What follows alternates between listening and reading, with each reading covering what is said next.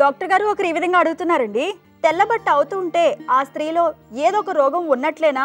తెల్లబట్ట అయ్యే స్త్రీతో పురుషుడు కలిస్తే అతనికి కూడా ఏమైనా నష్టం కలుగుతుందా?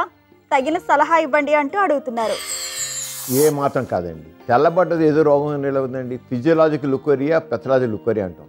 ఎక్కువ మందిలోనే ఫిజియలాజికల్ లుకోరియా అంటే న్యాచురల్గా సహజంగా అయ్యేటువంటి తెల్లబట్ట తెలుపు. అది జబ్బు కాదు. దాని మీద పట్టించుకోవాల్సిన పని లేదు. ఎవరికైనా తెల్లబట్ట అనారోగ్యానికి సంబంధించింది, జబ్బుకు సంబంధించి అంటే 3 లక్షణాలు తప్పకుండా ఉంటాయండి. 1 దురద, 2 దుర్వాసన, 3 రంగు మార్పు. అది ఎర్రగానో పసుపు రంగులోనో ఇంకో గ్రీన్గానో. ఈ 3 లక్షణాలు ఉంటేనే జబ్బుకు సంబంధించిన తెల్లబట్ట. లేకపోతే అది ఏ మాత్రం కూడా నష్టం చేసేది కాదు. దాని పట్టించుకోవాల్సిన పని లేదు. అదే జబ్బు ఉండనుకోండి, పరీక్ష చేసి తెలిసిపోతుంది ఏం జబ్బు అనేది. ఆ తెలుపుని మనం పరీక్ష చేస్తే మైక్రోస్కోప్ చూసి తెలిసిపోతుంది. అంచేత డాక్టర్ ఏమి లేదంటే కప్పు ఊరుకోవడం. కానీ కొందరు తెలిపైపోతారు, పెద్ద జబ్బుకింత తల్లడిల్లిపోతుంటారు. అది తప్పది, అలాగేం జరగదు, అది చేయకూడదు.